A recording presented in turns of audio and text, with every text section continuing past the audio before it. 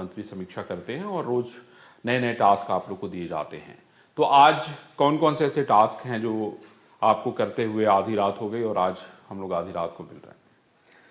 जैसा कि आपने बताया, जी कोविड कोरोना जो है आज पुलिस की, प्रशासन की और सरकार की प्राथमिकताओं में है। और मैं कहना चाहूँगा कि सरकार की जनता की ही प्राथमिकताओं में है। जी, सभी की प्राथमिकताओं में है।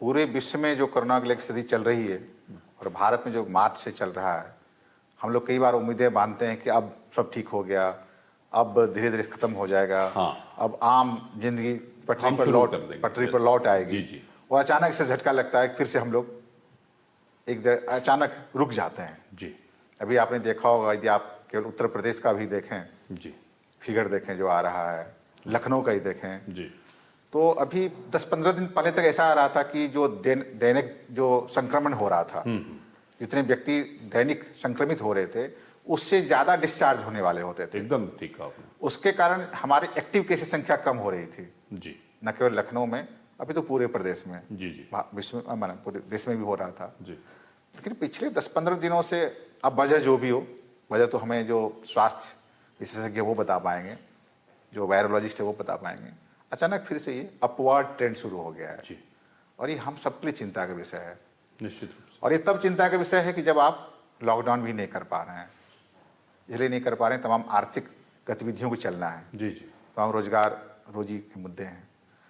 तो उस परिप्रेक्ष्य में ये हमारे लिए बहुत जरूरी हो जाता है कि हम जो कोरोना के लिए जो भी नियम लागू हैं उनका पालन करें, चाहे वो मास्क लगाना हो, चाहे सोशल डिस्टेंसिंग का पालन करना हो।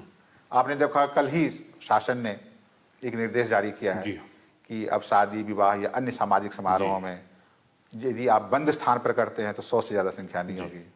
यदि खुले स्थान पर कर रहे हैं तो जो खुले स्थान की जो नॉर्मल कैपेसिटी है नॉर्मल डेज में, जी उसकी 40% ही लोग आएंगे। मैं भी ये समझना चाहता हूँ और मैं समझता हूँ कि लखनऊ के लोग या प्रदेश के लोग जरूर निश्चित रूप से ये समझना चाहेंगे कि जो गाइडलाइन जारी की गई है उसमें बहुत सारे भ्रम थे। कोई कह रहा था कि नहीं, बैंड आप नहीं ले जा सकते, कोई कह रहा था कि इसके लिए आपको परमिशन लेनी पड़ेगी।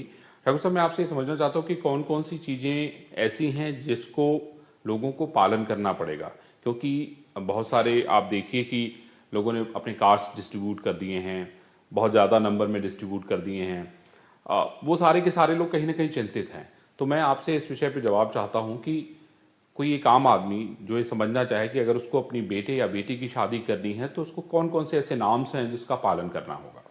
2 चीज़ मैं खासकर बताना चाहूँगा, और ये बताना चाहूँगा न केवल उनके लिए जिनके परिवार में शादी है, अभी तो मैं उनके लिए भी बताना चाहूँगा जो लॉन या हॉल या मैरिज जो भी जगह होते हैं वहाँ पर फंक्शन आयोजित हो रहा है, क्योंकि दोनों की जिम्मेदारी बनती है। जी हाँ जी हाँ।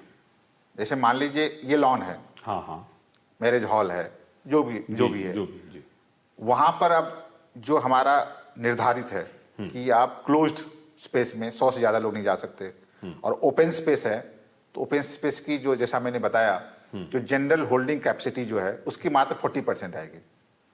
तो कुल कैपेसिटी की। हाँ, मान लीजिए जैसे ये रूम है, जिस रूम हम लोग बैठे हुए हैं, इस रूम की सामान्य दिनों में यदि होल्डिंग कैपेसिटी 15 है जी, तो अब जो कोरोना नियम है इसका मात्र 40% आएगा, यानी 6 मात्र लोग आएंगे जी। तो ये नियम लागू हो रहा है। तो इस नियम को लागू कराने की जिम्मेवारी न केवल उनकी है जिनके परिवार की शादी हो रही है, जी हाँ, अभी तो उस लॉन वाले की भी है, या जो मैरिज हॉल है उनकी भी है। कल हमारे पास कुछ लोग लखनऊ के ही आए थे जी जी, और उनका कहना था, साहब कि हम तो वहाँ लॉन के उसके होटल के मालिक हैं, अब उन्होंने बुक कराया है, हम कैसे लागू करा सकते हैं। तो उनके लिए मैं स्पष्ट करना चाहूँगा आपके चैनल के माध्यम से कि नियम दोनों के लागू होता है। रही बात, आपने बहुत सही कही कि हम मान लीजिए हमारे बेटे या बेटी की शादी हो रही है और हमने एडवांस में बहुत सारे कार्ड्स डिस्ट्रीब्यूट कर दिए हैं, तो आपके चैनल के माध्यम से उन सबसे मेरा आग्रह होगा कि आज की विषम परिस्थिति को ध्यान में रखते हुए, कोरोना को ध्यान में रखते हुए, अपने परिवार, समाज, आसपास के लोगों के जान माल की सुरक्षा को ध्यान में रखते हुए इस नियम का पालन करें। यदि उन्होंने 100 से ज़्यादा कार्ड बांट दिए हैं ऑलरेडी तो उनको मना कर दें। जो उनके नज़दीकी लोग हैं उनको ही बुलाएं, जो इनके लिए ज़्यादा महत्वपूर्ण है, लेकिन किसी भी हालत में संख्या 100 से आगे बढ़ने ना दें। डॉक्टर साहब एक और सवाल है इसमें कि क्या इसमें किसी तरह की कोई परमिशन लेनी पड़ेगी लिखा पढ़ी में, जैसे पहले होता था कि आप परमिशन लें कहीं आपको जाना है तो आप पास बनवाए, ऐसा कुछ तो नहीं, ऐसा पास का नहीं है। जो पिछले समय जब लॉकडाउन स्टार्ट हुआ था तो आपको मालूम होगा कि जब वाहन लेकर आप कहीं जाते थे, एक जिले से दूसरे जिले भी जाते थे, एक राज्य से दूसरे राज्य जाते थे, तो उसको परमिशन की जरूरत पड़ती थी। ऐसी किसी परमिशन की जरूरत नहीं है, लेकिन इसकी ज्यादा जरूरत है कि आप लॉकडाउन के इन दोनों नियमों का पालन करें। तो यानी आपको कोई पास या कोई कागज या इस तरह की फॉर्मेलिटी नहीं करनी है, खाली जो सरकार ने एक निर्देश जारी किया उसका आपको पालन करना। चलिए, बहुत अच्छी बात है। डॉक्टर साहब मुझे ये बताइए कि आप लोक सेवक कैसे बने? आपके मन में कैसे आया कि नहीं आप लोक सेवक बने? मधेपुरा के रहने वाले आप, संस्कृत आपका विषय रहा, तो आपके मन में कैसे कैसे प्रेरणा मिली कि नहीं मुझे इस सेवा में जाना चाहिए? किसने प्रेरित किया आपको? मेरी माताजी ने प्रेरित किया।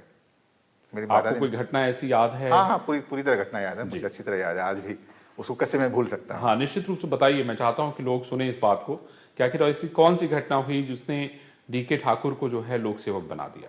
मैं जब अपनी पढ़ाई कर रहा था, ग्रेजुएशन वगैरह कर रहा था, तो मेरा इधर कुछ ध्यान भी नहीं था कि मुझे पब्लिक सर्विस कमीशन कोई परीक्षा देनी है या कोई और देनी है। मैं अपना मस्त रहता था और मैं सोचता था ज़्यादा से ज़्यादा मैं कहीं लेक्चरर बन जाऊंगा, टीचर बन जाऊंगा, मुझे अच्छा लगता था।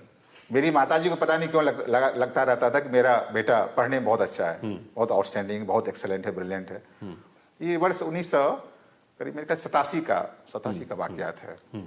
तो माँ कहीं से फंक्शन बैठी हुई थी, तो उस समय परिवार की ही कोई जैसो लड़की थी जो मेरी उम्र की रहेगी, हमसे कुछ बड़ी रही होगी। तो उन्होंने कहा कि माताजी, वो सही कहा उन्होंने कि यदि आपको लगता है कि आपका बेटा पढ़ने लिखने में बहुत ब्रिलियंट है, कुछ है, तो क्या बनना चाहता है आपका बेटा? तो मैंने कहा कि वो लेक्चरर वगैरह बनना चाहता है। बोले क्यों? इस पढ़ाई क्या फायदा? यदि ब्रिलियंट है तो कुछ करके दिखाए, उसको कहिए कि यूपीएससी परीक्षा दे, आईएएस बने, आईपीएस बने। तो माताजी इस बात को मन में उन्होंने बिठा लिया। जब मेरी मुलाकात हुई तो कही कि तुम न केवल उस लड़की से बात करो, समझो क्या कह रही है वो, और तुम करके भी दिखाओ। मैंने कहा कि नहीं, मुझे कुछ नहीं होने वाला है, उससे मैं इससे कुछ नहीं करने वाला हूँ। बहुत जिद के बाद माताजी ने एक शर्त रखी। उनको ये भी जानकारी हो गई, जबकि खुद केवल 5 क्लास पढ़ी है। अच्छा। अपने जमाने की। और अभी भी आप संस्कृति अध्यात्म उनसे अभी भी बात कर रहे हैं, जबकि उनकी उम्र 76-77 है। तो आपको कहीं से लगेगा कि 5 क्लास पढ़ी, आपको लगेगा कि सब कुछ MA ग्रेजुएशन की हुई है, सब कुछ की हुई है। तो उन्होंने मुझसे कहा कि ठीक है। हमने कहा मुझसे नहीं होने वाला, मैं इतना पढ़ाई लिखाई नहीं करने वाला, इतनी कौन तैयारी करेगा? तो उन्होंने कहा ठीक है बेटा, तुम इसका 4 अटेम्प्ट मिलता है, 4 चांस मिलता है। उनको ये भी ज्ञात हो गया था। क्या बात है? उन्होंने कहा तुम 4 बार परीक्षा दे दो, ना हो मुझे जो होगा देखा जाएगा। नहीं, फिर मैं तुम्हें कुछ नहीं कहूंगी। मेरे कहने पर केवल तुम 4 बार सिविल सर्विसेज का अटेम्प्ट डाल दो। और वो बात है, और हम यहाँ। तो कौन से अटेम्प्ट में ठाकुर साहब? मेरा आईपीएस 3rd अटेम्प्ट में हुआ।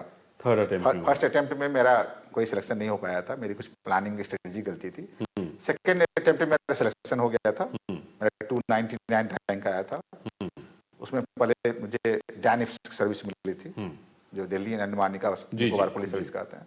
बाद में वो खुद अपग्रेड हो गया था, और अपग्रेड होके मुझे इंडियन रेलवे अकाउंट सर्विस मिला था। अच्छा। मैं ये बताना चाहूंगा, इसी सब परीक्षाओं के दौरान मैंने मध्य प्रदेश की परीक्षा दी थी, सिविल सर्विसेज की। उसी में मध्य प्रदेश सिविल सर्विसेज में 12th रैंक आया था, डिप्टी कलेक्टर मेरा सिलेक्शन हो गया था। ये सब आसपास सारे हो रहे थे। तो एक साथ ही आपकी आसपास चीजें मिली। तो माँ ने क्या कहा फिर जब ये सारी चीजें हो गई? तो माँ ने क्या कहा? माँ की तो सारी मुरादें पूरी हो गई। माँ ने सारा श्रेय भगवान को दिया। तो शादी कैसे की? अब आपकी श्रीमती जी नहीं है, नहीं तो मैं उनसे पूछता कि फिर क्या हुआ आगे की कहानी। हम लोग अरेंज मैरिज किया। तो वो तो बहुत दबाव रहता है बिहार में, तो बड़ा कठिन काम रहता है ये सब माँ संभाल रही थी, मैं तो ट्रेनिंग आ गया। मैं तो निकल गया। जब मेरा हो गया तो लगातार मैं डिप्टी कलेक्टर ट्रेनिंग कर रहा था, फिर आईपीएस ट्रेनिंग चला गया। जब मेरी आईपीएस की ट्रेनिंग खत्म हो गई, तब जाके मेरा विवाह हुआ।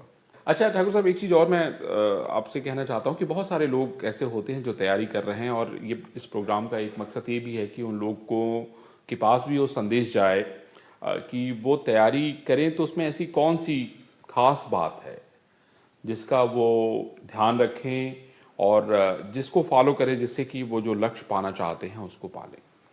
आपको क्या लगता है? क्योंकि आपने मैं एक महत्वपूर्ण बात करना चाहूंगा। बातें बहुत ज्यादा है, 100 भी हो सकती है एकदम। एक मास्टर स्ट्रोक जिसको बोलते हैं। मैं वो बताना चाहूंगा जो मैंने खुद महसूस किया, जो मैं अपने संपर्क में जो लोग आते हैं मैं उनको बताता हूँ कि सिविल सर्विसेज का जब हम अटेम्प्ट देते हैं 4-5 देते रहते हैं यूपीएससी का, साथ साथ स्टेट का भी देते रहते जी हैं। जी और बहुत ऐसे कैंडिडेट्स हैं जिनके कई साल बर्बाद हो जाते हैं और 5-7 साल बर्बाद होकर आते हैं, फिर उन्हें समझ नहीं आता मैं क्या करूं। क्या करूं, और फ्रस्ट्रेशन बहुत लेवल भी बहुत frustration बढ़ भी होता है जाता उसका एग्जैक्टली। तो मैं 2 चीज कहना चाहूंगा। जी सिविल सर्विसेज की 2 पार्ट, 3 पार्ट है मान लीजिए। जी प्रीलिम्स से जो ऑब्जेक्टिव होता है, मेंस से जो सब्जेक्टिव है, इंटरव्यू तो आपके पर्सनैलिटी का टेस्ट जी है। तो प्रीलिम्स में तो आपकी इस बात की टेस्ट है कि आपको कितना आता है, माने कितना मगिंग है, कितना आप कॉन्सेंट्रेट हैं पूरे सब्जेक्ट पे। कितनी मेमोरी है आपकी, हाँ अच्छा, कितनी मेमोरी है हाँ, आपकी, मेमोरी भी कितना बड़ी याद है। इंपॉर्टेंट है एग्जैक्टली। क्योंकि ऑब्जेक्टिव है आपको टिक करना है। जी जी जो आपका मेंस एग्जाम है सब्जेक्टिव है, तो वो आपकी राइटिंग कैपेसिटी देखती है। आपने जिस चीज को पढ़ा उसको कितना ग्रैप्स किया, उसको कितना प्रोड्यूस कर सकते हैं। सिविल सर्विसेज मेंस में अक्सर ऐसे ही क्वेश्चंस आते हैं कि उसके स्ट्रेट आंसर नहीं होते हैं। एकदम ठीक कहा आप। तो यदि आपको विषय की पकड़ है, समझ सही है और उसको प्रोड्यूस करने की आपकी कैपेसिटी है, तो आप कर सकते हैं। क्योंकि मैंने कई बार देखा है बहुत सारे ऐसे स्टूडेंट्स होते हैं जिनको विषय की जानकारी होती है, उसको प्रोड्यूस नहीं कर पाते हैं, प्रेजेंट नहीं कर पाते हैं एग्जैक्टली किस तरीके से। तो आपके लिए इंपॉर्टेंट है। और पर्सनैलिटी टेस्ट आपके सामने है ही। जो मैं बात ये कहना चाह रहा था कि आपको कब ये डिसाइड करना है कि now it is time to stop, no further attempt, नहीं हो रहा है तो नहीं हो रहा है। 2 चीज इंपॉर्टेंट है। जब आप परीक्षा देते हैं तो आपको 2 बात का आभास हो जाता है, यदि आपका नहीं हुआ फाइनल सिलेक्शन, कि क्या इस परीक्षा के लिए जितनी तैयारी की जरूरत थी वो मैंने की थी, नंबर 1। नंबर 2, जितनी तैयारी की थी उसके अनुसार हम परफॉर्म कर पाए नहीं कर पाए। कई बार होता है हमने तैयारी की थी, परीक्षा के दौरान मेरा स्वास्थ्य खराब हो गया, परीक्षा के दौरान स्ट्रेस के कारण, एंग्जाइटी के कारण हम लिख नहीं पाए, वो सब वजह है। यदि आपको जिस स्टेज पर, पहले स्टेज पर, दूसरे स्टेज, तीसरे स्टेज पर आपको लग जाए कि इस परीक्षा के लिए जितनी तैयारी करनी थी हमने तैयारी कर ली, जो परफॉर्म करना था मैंने परफॉर्म कर दिया, इससे बेटर परफॉर्म मैं नहीं कर सकता, मेरे ख्याल से वहां पर रुक जाना चाहिए। आपका संस्कृत के अलावा जो ऑप्शनल सब्जेक्ट क्या था? हिस्ट्री था। अच्छा हिस्ट्री था। और जब आपके इंटरव्यूज हो रहे थे तो उसमें जो बोर्ड था उसने ऐसे कौन से सवाल इंटरेस्टिंग पूछे थे जो आपको आज भी याद है? मेरा 2 बोर्ड रहा था, मैं 2 बार यूपीएससी में गया, मैंने आपको बताया। जी आपने बताया। हाँ तो पहला बार जिसमें मेरा जर्नलिस्ट में सिलेक्शन हुआ था और बाद में इंडियन रेलवे अकाउंट्स हो गया, जी। तो उस बोर्ड का एक सवाल मुझे अभी भी याद है। उन्होंने बहुत अच्छा पूछा था, तभी पूछा था कि तभी भी ये बात थी कि कहा जाता है कि संस्कृत जी कंप्यूटर के लिए बेस्ट लैंग्वेज है। उन्होंने पूछा था आप क्यों ये मानते हैं कि संस्कृत कंप्यूटर के लिए बेस्ट लैंग्वेज है। मैंने कहा था कि संस्कृत की ये खासियत है, उसमें किसी वाक्य में किसी शब्द को कहीं पर आप प्लेस कर दें, मीनिंग वही रहता है। मैं एक सिंपल एग्जाम्पल देगा। जैसे आप कहते हैं कि मैं स्कूल जाता हूं, संस्कृत में आपको बहुत सिंपल कहते हैं, मैं मन अहं, जी जी, स्कूल में विद्यालयम, जाता हूं गच्छामि, जी। 3 शब्द हुए, अहं विद्यालयम गच्छामि। अब इसको 9 तरीके से लिख सकते हैं आप। अहं विद्यालयम गच्छामि एक हुआ, दूसरा हुआ अहं गच्छामि विद्यालयम, और फिर जोड़िए गच्छामि अहं विद्यालयम। आप तोड़ते जाए, घुमाते लेकिन जाइए, वो शब्द चेंज नहीं हो रहा, नहीं सब मीनिंग एक ही रहेगा, मीनिंग एक ही है। तो ये जो क्वालिटी है ये केवल संस्कृत लैंग्वेज की है, ये किसी लैंग्वेज में ये क्वालिटी नहीं मिलेगी आपको। क्या बात है।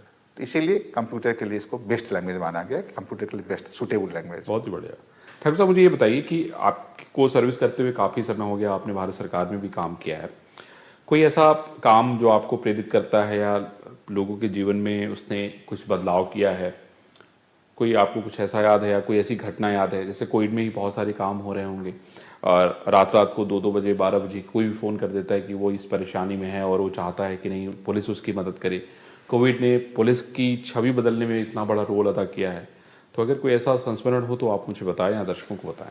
कोविड काल में कोई सा पर्टिकुलर संस्करण तो नहीं बता सकता हूं मैं, तो एक जनरल बातें बताऊंगा, फिर मैं स्पेसिफिक बताऊंगा। मैं ये मानता हूं पुलिस की सेवा एक ऐसी सेवा है जिसमें आप आम जनता को त्वरित राहत दे सकते हैं, और इसीलिए मैं इसको बेस्ट सेवा मानता हूं, चाहे किसी लेवल पर है, कांस्टेबल से लेकर आईपीएस तक है। और आज एक आम जनता को 24 घंटे में रात में कभी भी किसी प्रकार की जरूरत महसूस होती है तो पुलिस को ही याद करता है। एग्जैक्टली। अन्य किसी सेवा में त्वरित राहत का कोई प्रावधान नहीं, कहीं भी आप चले जाए, ब्यूरोक्रेसी है, आप देंगे, समय लगेगा, लेकिन हमारी सेवा में यह है कि हम किसी को त्वरित राहत दे सकते हैं। तो आप आईपीएस बनने के बाद आईएएस बनने के बारे में नहीं सोचे? नहीं, दोबारा मेरे पास अटेम्प्ट बचा हुआ तो मैंने नहीं दिया। आपने कहा कि बहुत इंटरव्यू दे दिया, अब मुझे शांति से काम करना चाहिए, मैं समझता हूँ। अच्छा ये बताइए मुझे कि खाली समय बहुत सारी हॉबीज होती हैं, तो कुछ आपको मेरी रीडिंग हॉबी, मैं पढ़ता हूँ। तो अभी आज हाल फिलहाल में कोई ऐसी किताब पढ़ी हो आपने? नहीं, कोई नहीं, मैं जनरल, मैं जैसे मुझे यदि किसी न्यूज़पेपर में भी, अच्छे न्यूज़पेपर में पुलिस के आर्टिकल्स मिल जाए, पुलिस से रिलेटेड सब्जेक्ट, पुलिस की पॉलिसी की, डिफेंस स्ट्रेटेजी की, इंडियन एक्सप्रेस वगैरह में, किसी में मैं उसको पढ़ता रहता हूँ कुछ, जो मुझे लगता है कि मेरे साथ एक अच्छा अनुभव ये हुआ कि जब मैं यूपी आया, यूपी ज्वाइन किया, तो यूपी 96 में ज्वाइन किया जी। फिर अंडर ट्रेनिंग रहते हुए जिले करते करते 2005 में मेरा एक ब्रेक हुआ। ब्रेक हुआ ये हुआ कि मैं सीबीआई चला गया। जी जी। तो सीबीआई 4 साल रहा, तो सीबीआई 4 साल में मैं पुलिस को बाहर से देख रहा था। सीबीआई में एंटी करप्शन ब्रांच का था, तो सेंट्रल गवर्नमेंट करप्शन वाले कैसे मैं देखता था। 4 साल जो मैं बाहर रहा तो मुझे पुलिस को ये देखने का अवसर मिला कि पुलिस कैसे काम करती है, और मुझे बार बार आता था कैसे इसको ठीक किया जा सकता है। देखिए 96 से 2005 तक जब मैं काम कर रहा था तो लगातार ऑलमोस्ट जिले में था। तो जिले में काम करते रहते हैं तो आपको एक थर्ड पार्टी या न्यूट्रल या आपको ऑब्जर्वेशन नहीं होता है। आपको लगता है हम ही हैं, हम कर रहे हैं, हम ही ऑब्जर्व करते हैं। लेकिन जब आप बाहर रहते हैं तो आप 2 चीज देखते हैं। समय रहता है थोड़ा, नहीं, समय भी रहता है, फिर आपका विजन बदल जाता है ना।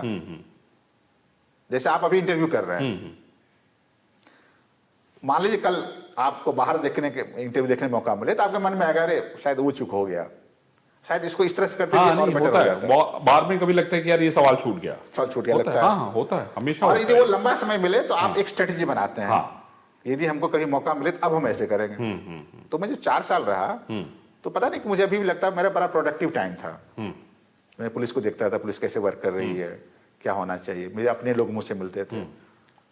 तो मैं तो मोटा मोटी समझ रहा था कि मैं वहां सीबीआई में डीआईजी बनने वाला था, बन भी गया था। तो सीबीआई जब डीआईजी बन के वापस यूपी पहुंचूंगा तो तब तो मेरी ऑलमोस्ट एक्टिव पुलिस की ड्यूटी खत्म हो चुकी है। मतलब मैं एसपी में खत्म होता तो मैं सुपरवाइजरी रोल में आ जाऊंगा। संजोश में यूपी वापस आया 2009 में, तब तो 2009 में कुछ सिस्टम बदल चुका था। तो मैं एसपी तो 1.5 महीने रहा जिले 9 में, डीआईजी प्रमोट हो गया। सिस्टम इन्होंने बदल दिया था सरकार ने, तो मुझे तुरंत बाद 2 जिलों में डीआईजी कम एसएसपी काम करने में मौका मिला। तो पहला वाराणसी, फिर दूसरा लखनऊ। वाराणसी में 9 महीने रहा, लखनऊ 17 महीने रहा। तो जो मैंने सीबीआई में रह करके जो मैंने सोचा था मैं करूंगा, वो मुझे करने का अवसर मिला। तो आपको क्या लगता है कि कौन ऐसी चीजें हैं जो बदलने लायक हैं या बदलना आप चाहते हैं? क्योंकि चूंकि लखनऊ भी आप रहे हैं काफी दिन, और एक बार पुनः जो है 2 चीज बदलना चाहूंगा, एक तो जनरल और एक आज की आवश्यकता कंट्रोल। एक जनरल में अभी भी मुझे लगता है कि पुलिस विभाग का, पुलिस के कर्मियों का, अधिकांश कर्मियों का जनता के साथ जो संबंध होना चाहिए, जनता के साथ जो व्यवहार होना चाहिए, जनता की समस्याओं को सुनने पर जो हमारा रिएक्शन या रिस्पॉन्स होना चाहिए, उसमें बहुत ही सुधार की जरूरत है। इसलिए मैं कहता हूं कि हम परिश्रम बहुत करते हैं, पुलिस विभाग के लोग, हमारे कांस्टेबल से लेकर सीनियर मोस्ट ऑफिसर तक। उस परिश्रम के सापेक्ष जो हम सामने वाले को राहत दे सकते हैं, उस राहत से जो उनको संतुष्टि मिलती है, वो बहुत डिस्प्रपोर्शनेट है। तो कहीं एक हम कहते हैं हमारी सॉफ्ट स्किल की ट्रेनिंग होती है। ये मैं यूपी 100 में सीखा। ये मेरे लिए यूपी 100 में जब मैं एडीजी प्रमोट हुआ तो मैं 8 महीने मुझे यूपी 100 में रहने का मौका मिला, और एक बड़ी अच्छी सिस्टम वहाँ स्टार्ट की। और एक बड़े आदित्य मिश्रा साहब थे वहाँ पर, हमसे पहले एडीजी थे, मैंने उनको सक्सीड किया था। तो उन्होंने सॉफ्ट स्किल ट्रेनिंग सिखाई यूपी 100 के लोगों को, क्योंकि यूपी 100 की जो पुलिसकर्मी है वो फर्स्ट रिस्पॉन्डर है। पहले कॉल में पहले सूचना आती है दिन। तो उनको ये सिखाया जाता है कि आप जनता के साथ जाएं तो कैसे बिहेव करें। जनता परेशान रहती है, जो कॉल करती है, झगड़ा हुआ रहता है, उत्तेजित रहती है। आप जाते हैं तो आपके साथ वैसा व्यवहार करती है। आप यदि पलट के आप भी वैसे भाषा व्यवहार करेंगे तो आप में उनमें क्या अंतर रह गया, जी, और उनको क्या राहत मिलेगी। हमने परिश्रम कर लिया, हम मौके पहुंच भी गए, हमने 16 घंटे ड्यूटी भी की, 24 घंटे ड्यूटी की, लेकिन हमने मेरे वाणी में, वचन में कुछ गलती आ गई तो सामने वाले को राहत नहीं मिला। तो मुझे लगता है अभी भी कि हमें सॉफ्ट स्किल की ट्रेनिंग की जरूरत है। कई बार ये होता है, मैंने देखा है कि हमारे सामने 2 पार्टी होती है, एक कंप्लेनेंट, एक एक्यूज्ड। तो ये तो मैंने ऑटोमेटिक एक्यूज्ड तो हमसे नाराज रहेगा ही, कि कंप्लेनेंट को हमसे संतुष्ट रहना चाहिए। सही बात है। मैं कई मामलों में देखता हूं कंप्लेनेंट भी हमसे उतना ही नाराज होता है। क्यों नाराज रहता है? नंबर 1 हमारा व्यवहार, नंबर 2 उसका हम पर विश्वास नहीं होना जी, नंबर 3 हम उसको समय से प्रभावी राहत नहीं दे सकते। ये एक मेरा जनरल है कि हमें पुलिस में क्या सुधार लाने की जरूरत है, और मैं कोशिश करूंगा कि लखनऊ पुलिस में सुधार को ला सकूं। ठाकुर साहब आपको लगता है कि हाँ जी, जो दूसरी बात मैं कहना चाह, आपने कहा दूसरा सुधार क्या सुधार लाना चाहेंगे, जो मैंने यहाँ पहले जो मीडिया ब्रीफिंग की तो मैंने बताई थी, और जो मैं महसूस कर रहा हूँ, क्योंकि मैं इससे ठीक पहले 2018 में आईजी रेंज बरेली भी था, मैं वहां भी देख रहा था। अब जो सोशल मीडिया का जमाना आ गया है और डिजिटलाइजेशन हो गया है, अब जनता मुझे लगता है इम्पेशेंट हो गई, धैर्य नहीं रह गया है। क्या होता है, आपके साथ एक दुर्घटना हुई, आपने, आपके किसी परिचित ने, मित्र ने, परिजन ने उसको तुरंत सोशल मीडिया में डाल दिया। आप तो उम्मीद करते हैं कि सोशल मीडिया में डाला, पुलिस तो पहुंचेगी, जिनने की चिराग तरह प्रकट हुई, चिराग जिन प्रकट होगी तो समस्या समाधान हो जाएगा। साथ ही साथ जो उस सोशल मीडिया को देख रहे होते हैं, आपके मित्र, आपके परिचित, मीडिया हो, वो भी वही उम्मीद करते हैं कि पुलिस भी इसको इसी तरह तुरंत एक्शन करेगी। एंड आई एग्री, हमें करना चाहिए, लेकिन कहीं न कहीं लगता है हमारी पुलिस उतना तैयार नहीं हो पाई है। मैं देखता हूँ, मैं पिछले 7 दिन से देख रहा हूँ, सोशल मीडिया जिस तरह से लाखों में चली जाती है, तुरंत आप देखिए खटाक से एक वीडियो आया और पूरे देश में चला गया। वो दिल्ली का अभी बहुत ताजा उदाहरण, दिल्ली की जो घटनाएं अभी हुई थी। होता क्या, घटना एक साथ होती है, लेकिन जो ओपिनियन मेकिंग होती है वो लाख लोग कर लेते हैं हमारे बारे में। ठीक है। तो यदि हम उसको तुरंत अटेंड ना करें, सही अटेंड ना करें, तो हमारी सारी मेहनत जो होती है वो बेकार हो जाती है, हमारी सारी जो पब्लिसिटी एडवर्स हो जाती है। तो हमें उसके लिए तैयार होना पड़ेगा, इसको किस तरह से बेहतर तरीके से जल्दी से जल्दी। तो आपने कैसे क्या रणनीति बनाई है कि जैसे आपके पास सोशल मीडिया के जरिए लोग टैग कर देते हैं डीके ठाकुर साहब, मुझे जो भी आ रहा है, मुझे जो भी संज्ञान में आता है, मैं कोशिश काम भी कर रहा हूँ, तो मैं देखता रहता हूँ, मैं कोशिश ये करता हूँ मेरे एरिया कोई आए, पहली कोशिश कि हमारे किसी ऑफिसर ने उसको अटेंड किया है कि नहीं, मैं पहले ये स्टैंड चेक करता हूँ। नंबर 2 कि अटेंड करने के बाद उसमें कार्रवाई होनी चाहिए, कार्रवाई की या नहीं, ये मैं कोशिश कर रहा हूँ। तो आप मतलब उसको आप रोज नहीं, हमारा कहने का मतलब कि जो काम सुबह से जितने सारे आते होते हैं, आप उसको एक सरसरी निगाह से तो देखते ही हैं, और ये भी जानने की कोशिश करते हैं कि कौन कितना विजिलेंट है, किसने अटेंड किया, किसने नहीं किया। नहीं, रोज नहीं, ये हर पल देखना पड़ता है, हर पल देखना पड़ता है कि क्या चल रहा है, कहाँ क्या चल रहा है, उस पर हमारा काम हो गया कि नहीं हो गया। मैं चेक करता हूँ, मैं जहाँ जिस एरिया का है मैं उस एरिया का अपने ऑफिसर को भेजता हूँ, देखा, तुम्हें पता है कार्रवाई हो गई, तुम बता दो, आई एम सेटिस्फाइड। तो ये तो एक मैं समझता हूँ कि ये जो दिल्ली में रहने का और पुलिस को ऑब्जर्व करने का जो आपको समय मिला, उसका आप सही यूटिलाइज आप यहाँ पे आप कर रहे हैं। कोशिश कर रहा हूँ, कितना सफल होता है तो आप बताएगी, और आपके माध्यम से नहीं, निश्चित रूप से मैं समझता हूँ कि हम लोग रात को 12 बजे अगर इंटरव्यू कर रहे हैं तो निश्चित रूप से सफल बनाने के लिए आप भी काम कर रहे हैं। और मैं समझता हूँ कि शायद इन सारी बातों को जनता तक पहुंचाने के लिए हम यहाँ बैठे हैं कि जो बातें पुलिस कर रही है, या रात को 12 बजे आपने सारे काम समाप्त करने के बाद मुझे समय दिया, तो मैं समझता हूँ कि वो इसीलिए कि आप अपनी बात जनता तक पहुंचाना चाहते हैं। मुझे ये बताइए ठाकुर साहब कि उसके अलावा कभी मतलब ये होता है कि कोई म्यूजिक सुनता है, कोई क्रिकेट में रमता है, या कभी वक्त मिलता है परिवार के साथ। पुलिस की नौकरी तो ऐसी है कि मैं समझता हूँ कि अब मैडम होती तो मैं उनसे पूछता कि वो कितनी लड़ाइयाँ आपसे लड़के समय लेती हैं। मेरे साथ 2 नौकरी में, खासकर इधर के हाल से सालों में बड़ा अच्छा रहा है कि या तो मैं पूरी तरह एक्टिव पुलिसिंग में रहा हूँ, जिसमें मैं सब परिवार को ना के बराबर समय दे पाया हूँ। तो उसमें कैसे, मतलब कैसे उधर से कंपनसेशन हो जाता है, बीच में फिर 1-2 साल मुझे मौका मिल जाता है कि पूरा जैसे संजोग अभी क्या हुआ, कोरोना के समय में मार्च में मेरे दोनों बच्चे आ गए। और मार्च में अभी तक इस पोस्टिंग तक तो कंफर्टेबल पोजीशन में था, अपने बच्चों को समय दे पाता था, घर जाता था, बच्चों के साथ खाता पीता था, उनके साथ बैठ करके उनकी पसंद की फिल्में देखता था। अच्छा, बहुत ही बढ़िया। उनको भी अच्छा लगे कि हमारे साथ हैं, उनके साथ डिस्कशन करना, क्या कर रहे हैं, क्या विषय पढ़ रहे हैं, उनके साथ समाज की, वो हमसे जानना चाहते हैं समाज में क्या हो रहा है। वो आज के युवा हैं, उनको सब कुछ खराब लगता है। लेकिन तो उनके और आपके वैचारिक मतभेद नहीं, वैचारिक मतभेद नहीं है, लेकिन वो नहीं लेकिन उनका कहना होता है कि जो सरकार कर रही है, जो ये हो रहा है, ये सब गलत हो रहा है। तो उनको समझाना पड़ता है, बैठ समझाना पड़ता है, उन पर अपने विचार आप लाद नहीं सकते उसमें, उनके अपने विचार लाद नहीं सकते। नहीं लाद सकते, और आप ये नहीं कह सकते तुम सोच रहे हो गलत सोच रहे हो। नहीं तो बगावत देखना पड़ जाएगा एकदम। उनको लॉकडाउन के नियमों से दिक्कत हो सकती है। हाँ, और एकदम। ये अच्छी बात है। हाँ। जब आप अपने बच्चे को सुनते हैं तो समझिए उस यंग पूरे पॉपुलेशन को सुन रहे हैं आप। एग्जैक्टली। तो आपको पता चलता है कि वो जो आपके समाज का वो जो अंग है वो क्या सोच रहा है सरकार के बारे में, प्रशासन के बारे में, पुलिस के बारे में। तो आप फिर अपने सुधार ला सकते हैं। ये जो हमारा तो ये process है, डिस्कशन होना चाहिए। मुझे मौका मिलेगा तो मैं कोशिश करूंगा मैं स्कूल में जाऊं, कॉलेज में जाऊं, बच्चों से बात करूं, उनको सुनूं कि क्या वो बदलाव क्या की चाहते हैं हमसे? क्या जरूरत है। भाई हम तो 50+ 51+ हो गए, तो मेरे विचार एक पैटर्न सेट होते जाएंगे। कि जो यंग जनरेशन आ रही है वो वाइब्रेंट जनरेशन है, उसके पास बहुत सारे विचार है। मैं तो अपने जो ऑप्शन नए आते हैं मैं उनको कहता हूं कि तुम काम करो, तुम समझो तुम पुलिस कमिश्नर हो, तुम यदि पुलिस कमिश्नर रहते तुम क्या करना चाहते, वो तुम करो, हमको बताओ, and I am with you. हम तो पुराने हो गए, तुम नए आइडिया ले सकते हो, नए विचार ला सकते हो, नई बातें ला सकते हो, तुम लागू करो। सरकार तो उससे नए आइडियाज भी आप मिलते हैं। हाँ, नहीं, मैं उनको कहता हूं तुम अपने एरिया में लागू करो ही करो। मैंने अपने सारे डीसीपीज जो एसपी रैंक के हैं अपने एरिया के हैं, मैंने कहा तुम समझो कि तुम कमिश्नर हो अपने एरिया के, तुम काम करो, तुम्हें पूरी छूट है। और तुम कोई अच्छी नई चीज लाते हो अपने एरिया में, दूसरे एरिया में लाना चाहते हो दूसरे एरिया में लोग भी करें, मुझे बताओ, मैं लागू करवाऊंगा। चलिए ठाकुर साहब, आपने जो है इतनी बेबाक तरीके से इतनी सारी बातें बताई, मैं समझता हूँ जनता सुनेंगी तो डिजिटल तरीके से या टेलीफोन के माध्यम से या आपसे मिलके अपनी बातें रखेगी। और आपने देखा इस खास कार्यक्रम में एक अफसर ऐसा भी में एक ऐसे अफसर को जो बहुत ही बिंदास है, अपने काम को मन से करने की इच्छा रखता है और शायद इसीलिए इनको इतनी बड़ी जिम्मेदारी दी गई है।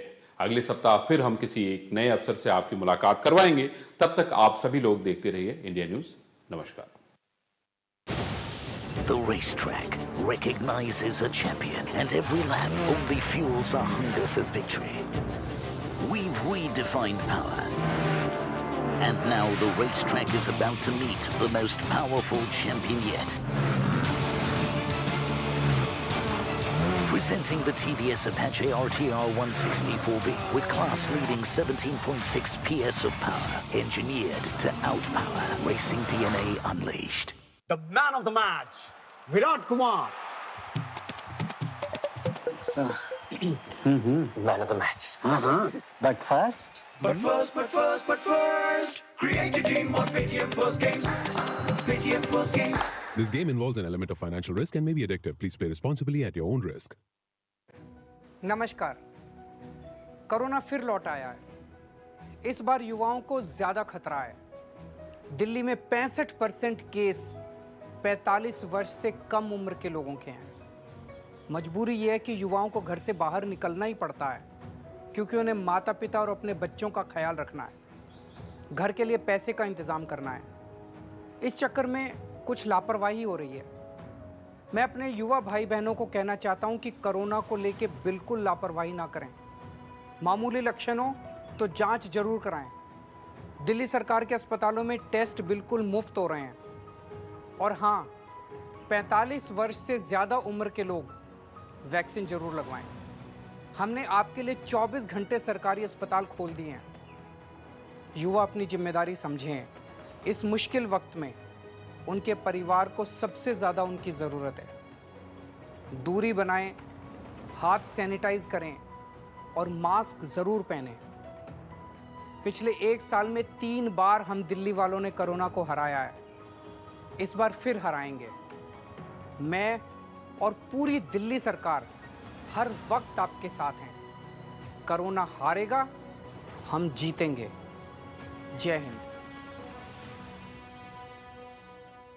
हर कोई चाहता है कि उसकी स्किन हो सुंदर, कोमल और ब्राइट, तो फिर कोई भी साधारण सी कॉस्मेटिक क्रीम क्यों? अपनाइए 12 खास आयुर्वेदिक जड़ी बूटियों से बनी रूप मंत्र आयुर्वेदिक फेस क्रीम, ताकि फेस रहे ब्राइट और स्किन भी हो टाइट। रूप मंत्र Ayurvedic face cream and face wash, ये कोई कॉस्मेटिक नहीं, आयुर्वेदिक औषधि है।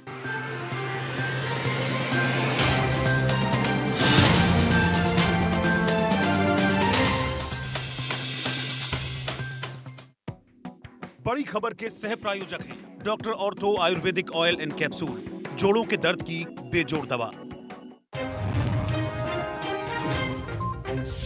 देश में कोरोना हुआ बेकाबू, तेजी से बढ़ रहे कोरोना आंकड़े। पीएम मोदी मंत्रियों अफसरों के साथ मंथन शुरू।